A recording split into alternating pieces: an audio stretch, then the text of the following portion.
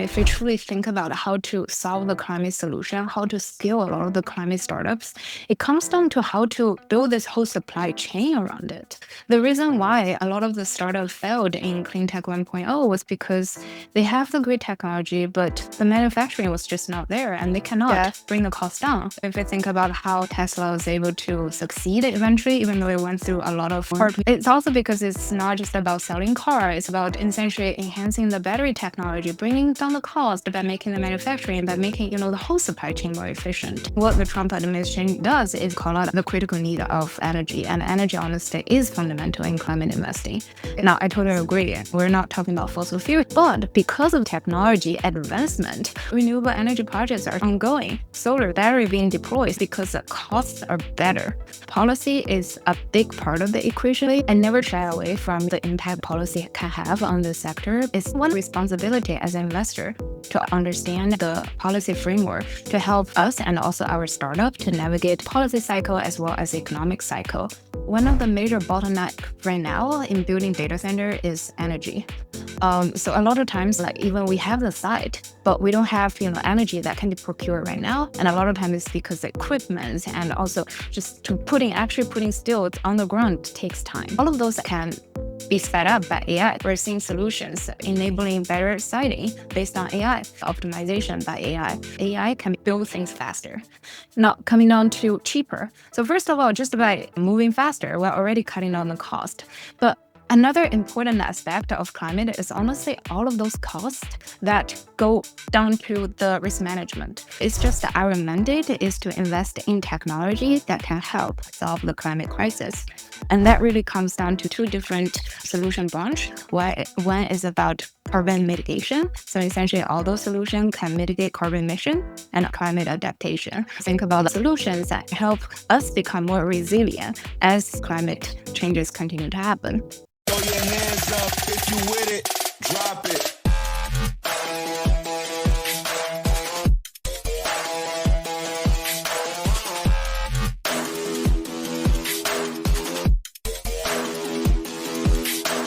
Welcome to Explore the Opportunities with AI podcast. My name is Serena Yu, and I'm your host today. Today, we'll dive into intersections between capital, climate, and cutting-edge technology. So our guest today is CeCe Zhao. He is a VP at Vectors Capital, an angel investor, and a leader in the Net Zero AI Accelerator. So I'm just super excited. CeCe, welcome to the show. Thank you, Serena. Glad to be here. So before we begin, can you share how did you get into capital venture sectors with your background? I studied economics and finance in college. Economics and finance have always been part of how I grew up. And back then I was quite technical as well. So majored in math, statistics, computer science, and all that kind of things. So when I graduated, I basically had a lot of interest. And one thing that I really want to do is how to combine all of those interests together. And I explored different venues, did economic research. I also did a couple of internships in different segments of financial markets. And I eventually realized financial markets is honestly a great place to just experiment. Things change every day. And I feel faced with new challenges like solving a puzzle. That's how I decided to start my career. Ever since then, it's all about figuring out where suit my interest the most. At the beginning, I was doing traditional invested public markets, equities, bonds, asset allocation, and all that kind of thing. And I enjoyed, honestly, all the challenges. I find it is such an intellectually stimulating. But I was also looking for something that aligned with my passion for driving long-term changes for society. It kicked me off on a hunt for something at the intersection of my interest, background, and also I discovered climate investing. It's not just about changing the climate. It's not just about managing the risk, but I see this as a secular trend. I see this as something that has a lot of investment potential there. So ever since then, it's also just about figuring out the best venue to invest in climate. So kind of experimented with different vehicles, starting with public markets and private markets. And then eventually just to really see a lot of opportunities in the innovation realm. So that's what brought me into venture. So now I focus mostly on venture investing, focusing on investing in early stage climate technology. from your original stories, you say quantitative analysis. For those who don't know what it is, can you please explain what it is? And also, like, how do you using that to kind of like power your technology and investment? Yeah, it's actually very interesting you called it out because I totally agree. Now that I'm part of this venture world, quantitative investing is not really a familiar concept to many people. The reason is because in order to do that, you really need a lot of data. And when you're an early stage investor, something you don't have is a lot of data. It's not a familiar concept to people in this avenue. But in the broad public markets, there's tons of data there. And the problem is not how to have more data, which is important, but also how to process more data. So the genesis of quantitative investing is about pattern recognition. All the data we have, what kind of patterns can we see? And based on, all this historical pattern, what they can tell us about the future. And that's essentially the idea of quantitative investing. If we take a step back, there's almost like two branches of investing. Quantitative investing, which focus on, using data to make decision. There's fundamental investing, which is like Warren Buffett. They really focus on focusing on the fundamental of the corporation and digesting of the financial information of the industry reports and try to make discretionary judgment and make investment bets based on that. And then more and more, we're also seeing a blend of those two, quantimental, combining information from both sides. And I think it kind of impacted me quite a bit, even now that I don't have much data to work with, because fundamentally we're risk takers, right? Taker is about figuring out what risk we want to take and how to essentially distill insights from a lot of information. I don't have concrete data to work with, but I have anecdotal facts and inputs from, talking to founders, talking to other investors, talking to their customers. And it's honestly the same kind of exercise is how you can synthesize insight based on everything you've gathered and make a bet and decide what kind of risk you are willing to undertake. I love this. I love math and I fall out of math in college. And then what you're just explaining to me, it just kind of like make me realize why I love math before. Yeah. Because everything is calculated, when you say risk calculating, you're calculating it to the T. I know that. Sometimes it feels liberating to put a model around it. Being an investor is about fighting against human nature, human flaws. We tend to get scared when things don't work out, tend to get complacent when things go well. But if you do have some key principles, whether it's documented in some quantitative model or it's simply just, mental model to guide your investment decision, then it kind of liberates you from that kind of feeling that, oh, am I doing this right or wrong? So that's why I like quantitative investment and model-driven thinking. Calculate human flaw. Let's do that. Oh, from your background, and that's what you get to do. But then when it comes into like climate investors, so how do you calculate risk in investing AI companies? For me, it's similar to every investment decision. It's about opportunities, how big the opportunity is and how big the risk is. The bigger the reward, the bigger the risk is. You just have to decide where you sit in this whole spectrum. And honestly, climate investing is similar to all different kind of investing. It's the same framework to make investment decision, but it's just that our mandate is to invest in technology that can help solve the climate crisis. And that really comes down to two different solution branch. One is about carbon mitigation. So essentially all those solutions can mitigate carbon emission and climate adaptation. Think about the solutions that help us become more resilient as climate changes continue to happen. So those are the two side of solutions that we're looking for. But once we have those deals coming across our desks, the due diligence process is similar to financial due diligence process. We'll look at market, we'll look at how big the demand is, whether this is a critical problem that the industry need to face. And then we evaluate the technology, the product, we evaluate the mode. And ultimately, I think for early stage investment, it comes down to the team. How well is the team being put together to actually execute, to actually grab that market share, to actually tackle that market problems? So fundamentally, I kind of see, climate investment, specifically AI-enabled climate investment, comes down to all of those fundamental issues that doesn't really differentiate climate investing from all the other investing. even though that people tend to think about it as a different animal, but it's not. It's just part of the investment thesis. But also more to like come into the factors with the environment, the laws, government heavily involved in this space as well. I feel like I can see that investors a little bit shy away from this sectors. And yeah, why do you feel like investing in climate tech seems to be like unsexy for some investors?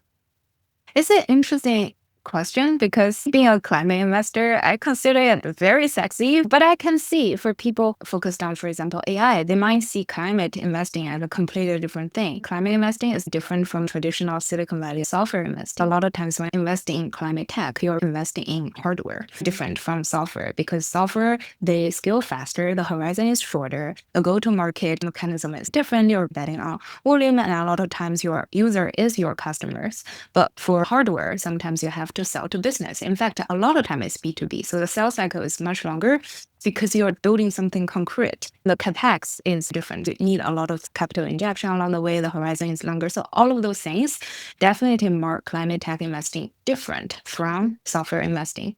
But that doesn't mean that it doesn't have opportunity. In fact, the other side of the coin is that once you make hardware worse, then it's very sticky. Unlike like software, that you have churn rate and all those kind of things. So it's just different investing. So I think it's less about one being sexy versus the other. It's more about one being more familiar than the other.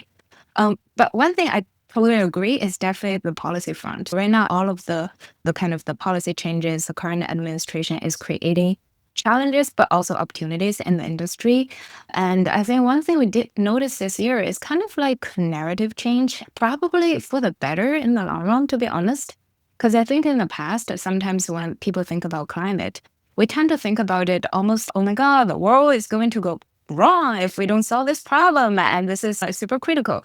It creates a lot of urgency, but it also creates a lot of almost like negative feelings around people. Right now, the way I think about it is a positive thing, huge opportunity there. What the Trump administration does is call out the critical need of energy, and energy honestly is fundamental in climate investing.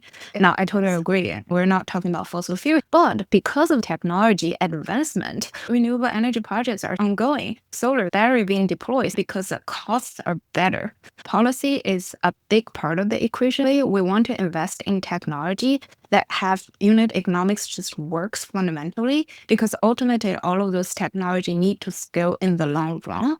So policy can be catalyst, it can create headwinds, but ultimately, corporations and startups need to make the technology work. That's how we invest in climate technology. I love all the aspects that you share, in this space. And it does involve with everything. And so like trying to stay with the ecosystem and building the ecosystem to advances in this space is very important. Yeah, I really I never shy away from the impact policy can have on the sector. It's one responsibility as an investor to understand the policy framework to help us and also our startup to navigate policy cycle as well as economic cycle.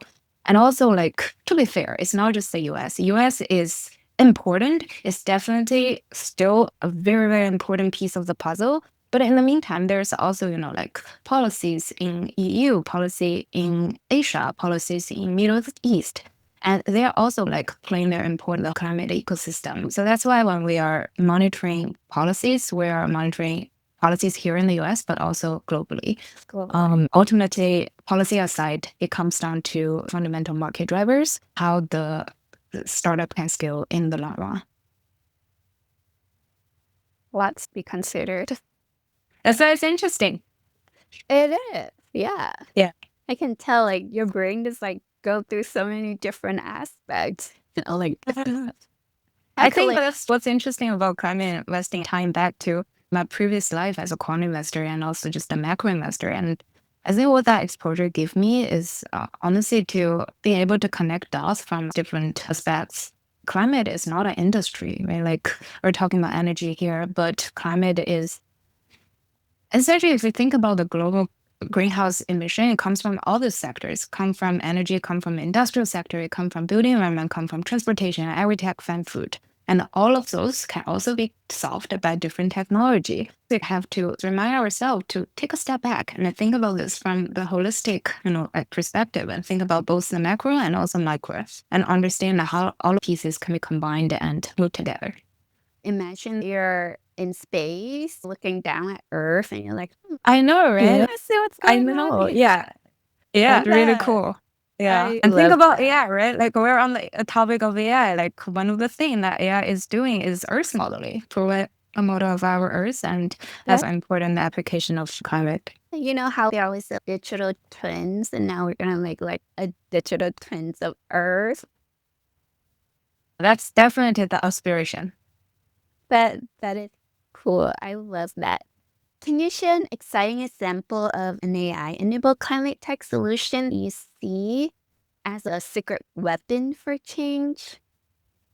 Yeah, absolutely. I was thinking about this question. I find it very hard because there are just so many industry being impacted by climate, and also the solutions we're seeing right now. They're not just one silver bullet, but it's actually just multiple shots at tackling all of this in a different industry, different challenges.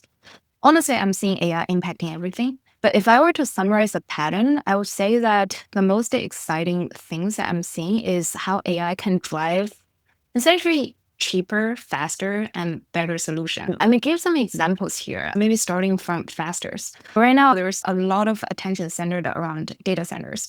And why it's important is because as we essentially innovating on AI, as people training more AI model, as all the countries competing for models, implementing more AI applications, the fundamental thing need to happen is to provide more compute. And where those sitting? Those sits in data centers. Now, one of the major bottleneck right now in building data center is energy. So a lot of times, like even we have the site, but we don't have energy that can be procured right now. And a lot of times it's because the equipment and also just to actually putting stills on the ground takes time. All of those can be sped up by AI. We're seeing solutions enabling better siting based on AI. We're also seeing solutions that can speed up construction iteration, can speed up process optimization by AI. AI can build things faster. Now, coming down to cheaper. So first of all, just by moving faster, we're already cutting down the cost. But another important aspect of climate is honestly all of those costs that go down to the risk management. So if we think about, like, for example, all the wildfire, right? Like I think this year, 2025, there's probably nearly $30 billion climate-related disaster, wildfire, putting tons of economic burdens on utility, which get paid by what? By ratepayers. However, we're seeing a lot of AI-enabled solutions that are trying to tackle this problem from all different angles. So think about it. First, from the input perspective, we're seeing more inputs collected through all of those essentially advanced sensors and also different, even like drones that we're deploying. So like geospatial data essentially be combined with deep tech AI models to better provide the supervision needed to prevent fires and also to manage all of those disasters that could potentially happen. So that's also one use cases of essentially using AI to drive down the cost of climate adaptation. One area or maybe two areas is how AI can unlock new scientific solutions that are far from us right now. For example, nuclear energy is probably the holy grail if we want to unlock potentially a large amount of energy. Now, there's two ways to do it: fission and fusion. So the traditional nuclear energy that are being done right now are all based on fission, and they're large. So those are the Gen 3 nuclear reactors. If we think about SMR, so the small modular reactors, so those are also based on fission. They're of smaller units, and essentially capex is lower. That's when innovation is going on. Technology is relatively mature. Now, even further down than this is fusion. So that's the technology, and essentially, can be considered as an end game, but in the meantime, is also yet to be solved from the technology perspective, from the R&D perspective. Yeah. And one of the challenge of like really get fusion to work is how you can confine plasma, because that's essentially think about the fusion, right? It's essentially two-line nuclear being fused together, and it needs a lot of energy along the way. And that like fusion is essentially comes from the plasma, and that plasma need to be confined. And one of the application of AI is to predict where the plasma is going. We can use the magnetic field to confine plasma. That's one example of how AI can unlock scientific discovery. I'm very excited because, as you can see, it impacts everything. Yeah, I can see the excitement that you're sharing. And I love an example that you share how like the resources of, trying to put out wildfire is 30 billion.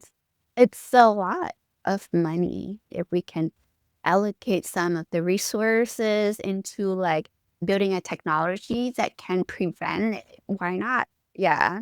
And I just heard on the podcast from More or Less, and they talk about like this, AI drones company that they're Yeah. putting out fires. The nature of putting out fires is interesting. I didn't know helicopters don't fly at night. Within 8 hours of them not doing anything, the next day the fire is 100 times bigger. AI drones company, because they're using drones, and so they can like keep continuously putting out fires, even like day or nighttime.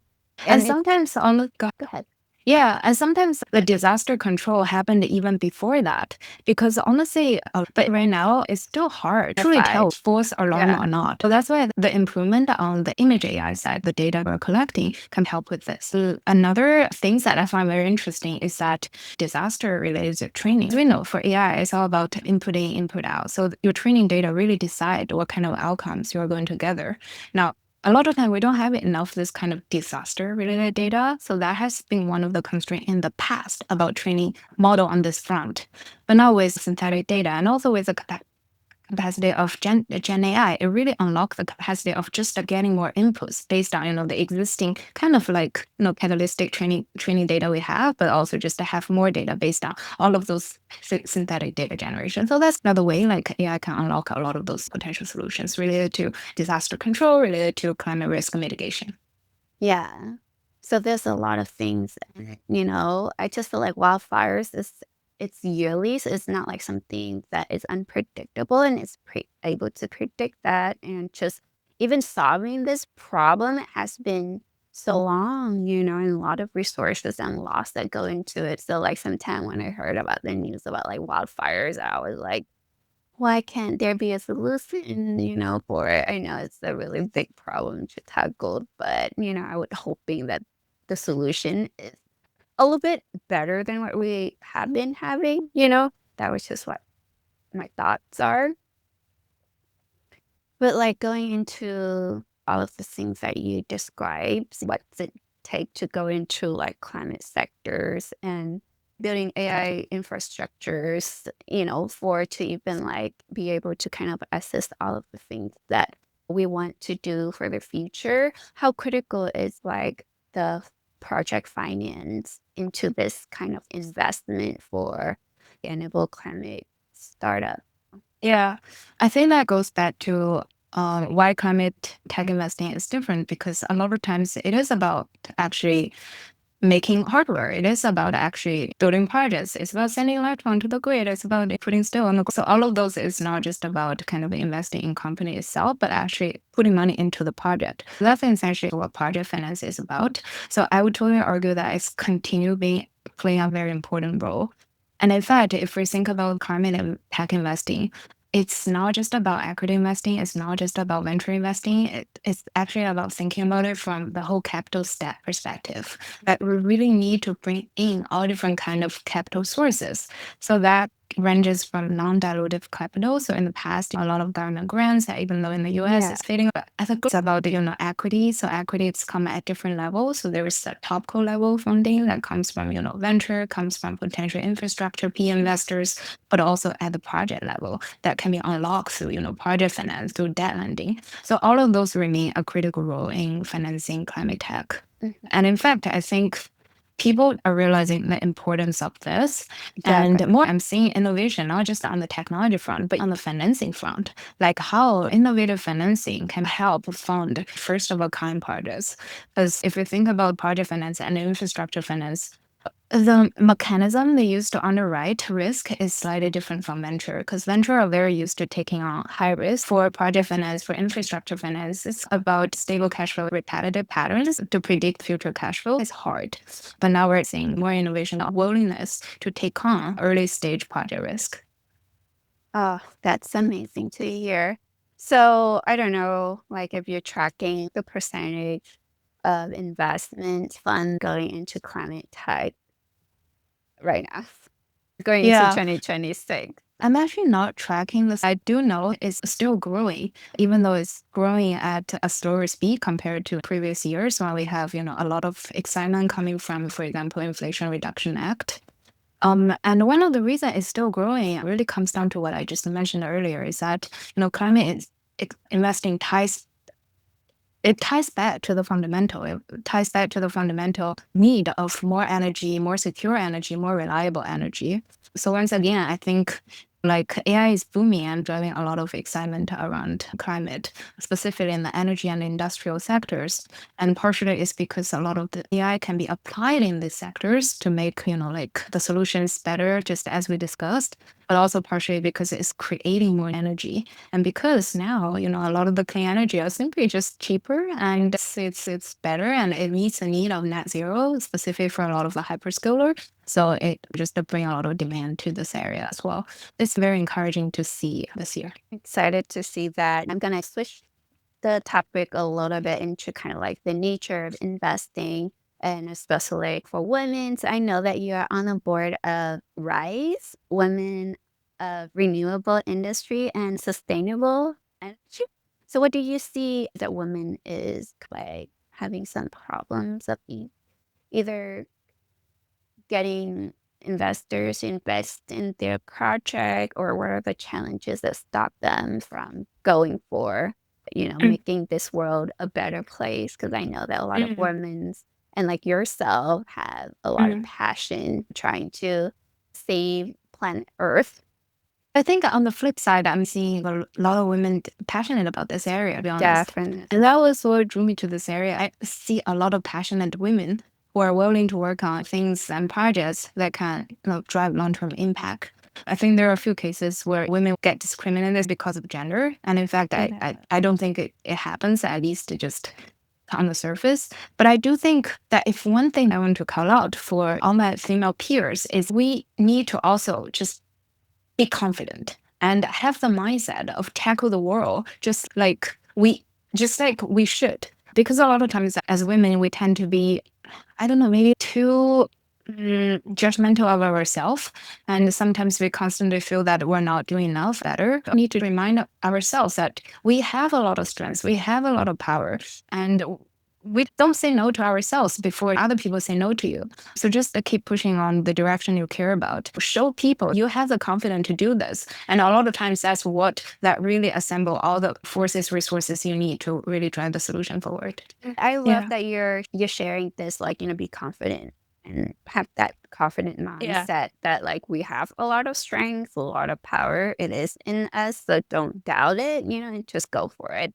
Yeah, definitely. There's still a lot of social barriers we need to overcome. In an organization like Rise exists to support women, this community is important. Feel that I'm experiencing something that only I know. It's so hard. But if you go out and talk to other people, you might realize, okay, it's not just me. Yeah. And normalization, not Yeah. problems, can give people confident conviction and beliefs that, okay, I got this. Like it's hard, Mhm. but this happened to other people as well. Yeah. Like I can get through this because other people did. And having that community or just provide that actually concrete support because people give you suggestion, advice, and they can, open up their network to you. So all of those are, why we're doing what we're doing. Hopefully by having that community, we can help overcome societal barriers that have made this difficult. Yeah. A lot of issues right now, only 2% of the funds or the VC investment monies go to women. That's very little. But if you invest in your company are more likely to succeed, or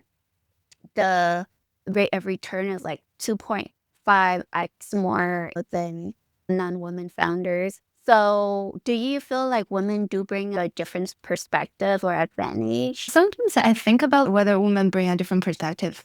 More and more, I realize it's probably less about women. It's just overall, like having diversified perspective really helps with investment.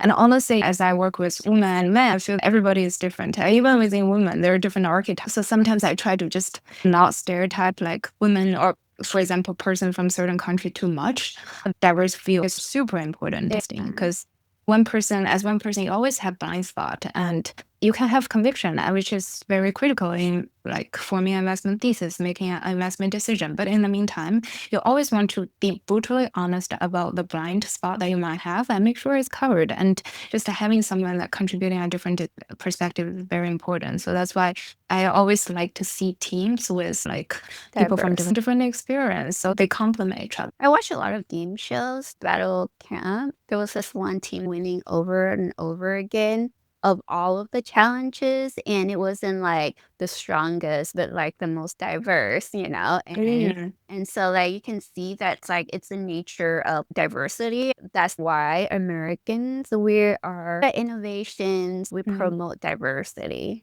right? That's a good point. I like that. Yeah.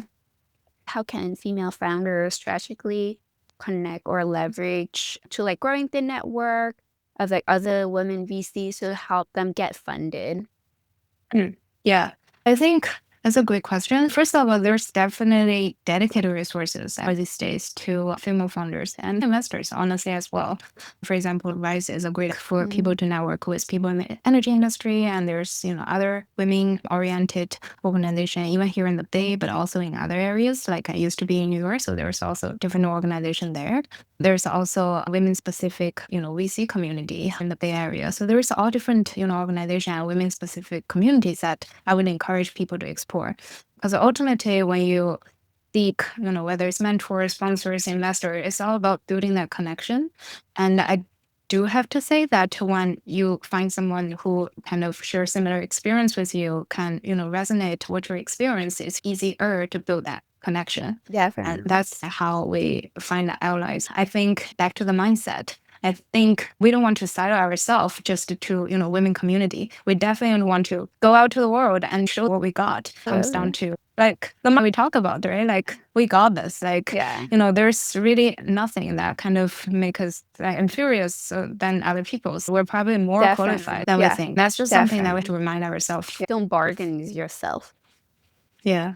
I like that. And bargain with yourself. Yeah. And it's okay to fail. Like that's also one. You fail and learn. Every time you fail, you collect rocks, build your foundation. So if you collect enough rocks, your foundation would be stronger. It's a very good way to think about this. You're more solid after you Yeah. collect enough rocks.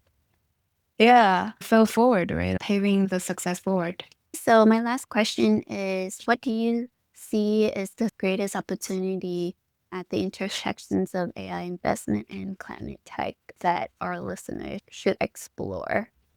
So I think it's very hard because again, AI and climate really cut into everything. I think there's some obvious trends that are happening right now. So if people are not familiar, I can call out a few. Like for example, data center is definitely one of the areas that a lot of that money are being thrown at, and also a lot of the innovation are happening. There's all different kind of segments within kind of the data system related to innovations, right? There's essentially how you supply more energy to data center, clean energy specifically, which is related to climate that can be enabled by AI.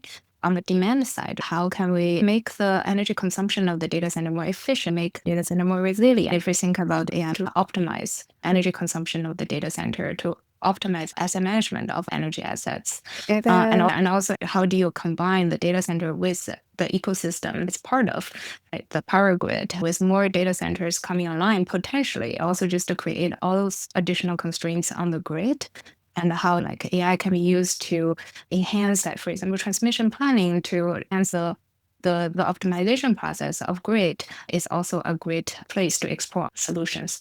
I always want to caution people venture investing is long term. So what's hot right now doesn't mean that it will be hot. And right now, honestly, I'm not sure whether we have gone too far with the AI investment.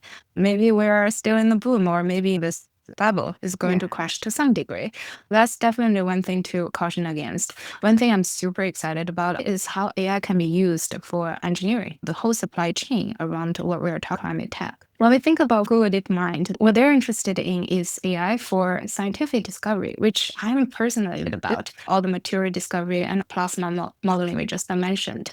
But in the meantime, if we truly think about how to solve the climate solution, how to scale a lot of the climate startups, it comes down to how to build this whole supply chain around it. The reason why a lot of the startups failed in Clean Tech 1.0 was because they have the great technology, but the manufacturing was just not there and they cannot bring the cost down. If we think about how Tesla was able to succeed eventually, even though it went through a lot of hard, it's also because it's not just about selling cars, it's about essentially enhancing the battery technology, bringing down the cost by making the manufacturing, by making, the whole supply chain more efficient. So there are just a lot of lessons there if we think about how climate tech works and not work in the past, I would say 2 decades. Looking forward, we can see how AI can be used to enable all of those, process moving forward.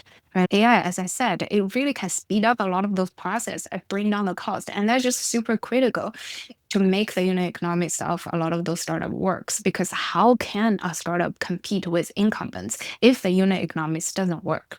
Ultimately, we care about climate, but people are consumer. They care about costs. So if we cannot truly prove that a technology is simply just cheaper, it's making your life better, it's bringing more abundant, reliable energy, more abundant, reliable material products to your life, the company just won't survive. If company doesn't survive, there's no climate impacts. The fundamental long-term value those companies bring. I'm very bullish on how AI can tackle manufacturing, engineering bottlenecks. For example, using it to enhance the iterations of the design of the construction and use it to better optimize the process they use to implement a lot of the technology. So all of those are truly that I think what makes AI shine in the climate tech. That's amazing. I'm feeling so optimistic and so excited for the future. And I want to give you the microphone to amplify what you just saying. That is amazing to end the note to our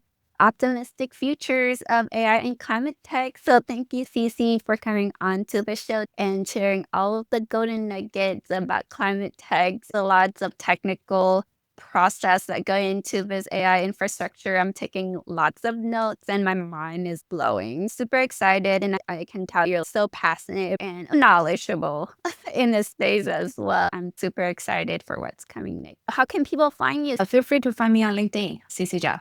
And thank you, Serena, for inviting me. And thank you for all the great questions. I enjoy this as well. Oh my God, awesome. All right. Bye. Take care.